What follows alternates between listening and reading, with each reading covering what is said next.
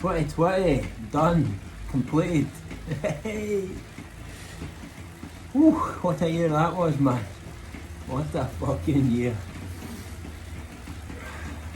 Usually in Hogmanay every year I do a wee post, just kind of summing up the year. So just thought I would do the same today as well. Obviously, you know, this year's been like no other for everybody. I actually feel a wee bit guilty doing a video or a post talking about things that I've done well this year, things I'm proud of, because it just feels like the sort of year where you're not really meant to celebrate anything. But you know, I think that's the thing about having a positive, optimistic mindset. You know, there's bad stuff happens every year, You know, this year has been a global pandemic, loads of people died, but you know, in all the other years have been loads of people dying as well. So just got to focus on the positive, just got to focus on the future, just got to focus on keep moving forward, really. That's it, I suppose. So this year for me, obviously, you know, a big thing for me in the beginning was just recovering from the crash in America and getting back on the bike. Managed to do that 10 weeks after the accident, and then had a really incredible first half of the year. You know, January to June, I was fucking flying. Sailed through my rehab, you know, got back on the bike, got fit again, was ready to go back in America, ready to go back to America in March, but then obviously everything kicked off with the COVID. So I just kept training and just kept getting fitter, was working towards starting racing, and that was all my training was specific for that, and started to get some really incredible results. You know, April, May, was fucking flying on the bike, man. And you know, start of June, after just 6 to 7 weeks of interval training, I took my 1 minute power to 704 watts, which was pretty fucking mental, given how, you know, just such a new thing for me.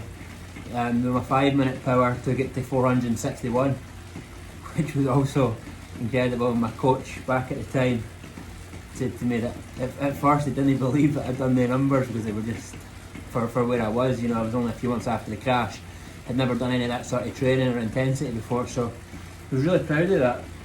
But then went off the rails a wee bit towards the end of June and was kind of questioning the path, questioning what I was doing. You know, should I really be doing this road racing stuff? I knew I should have been, but I'm not good at dealing with setbacks sometimes. And you know, I had a poor performance and just let it get to my head and thought, I'm not doing this anymore. So started doing the ultra endurance stuff again that I kind of started out with, cycling around the world. Went and done a big cycle around Scotland, and then somebody said to me, Josh, why don't you set the record for the North Coast 500? And I thought, why not?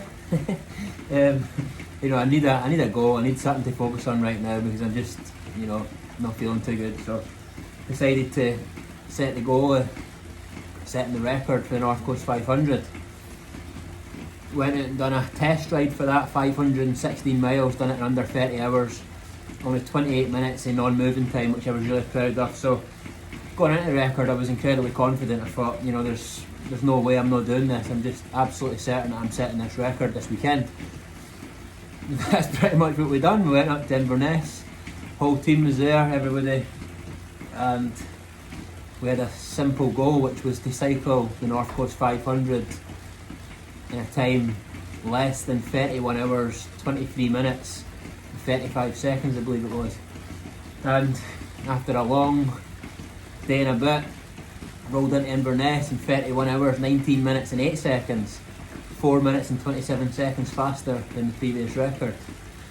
And that was just the fucking greatest moment of my entire life. Just everything that's happened in my life in the last 4 or 5 years, you know, it's not been easy at times, and really painful, really difficult. And it was just all worth it for that one moment. It was just unfucking believable, just absolutely incredible. And we've done it, you know, 9 months after getting hit by a car at 70 mile an hour. I set the fastest ever time cycling the North Coast 500, a record which was held by James McCallum, who somebody I've got a lot of respect for, one of Scotland's best and most respected cyclists. And it was originally held by Mark Beaumont, who somebody else I've got tremendous respect for. And so, you know, to set that record with those two names before me, I was really proud of that. The thing about my reasons for starting cycling a few years ago as well, to go from where I was to setting a record that was held by those two guys is validation for me and all my goals and dreams for the future in cycling. So that was really my year, you know, the tail end of the year. Fucking, I'm talking piss, that wasn't my year.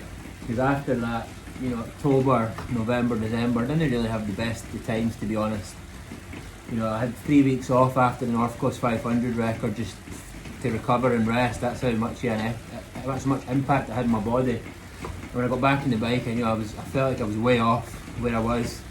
It took me a long time to get into it, and then that kind of coincided with the bad weather and the really cold, snow, etc. So not really enjoyed the last 3 months, but just getting it done anyway, you know. Winter miles for summer smiles, as they say, so just getting it done. But 2020 for me will always be remembered as the year that became a record breaker, joined the ranks of the elite cyclists, and showed the world what I'm made of and what I'm capable of. And so it's just the beginning. It's just the beginning. 2026, I'm going to ride down the Champs-Elysees in yellow, 100%. That's everything I'm working towards. It's my big dream, my big vision, and 2021 I'll take another step towards that.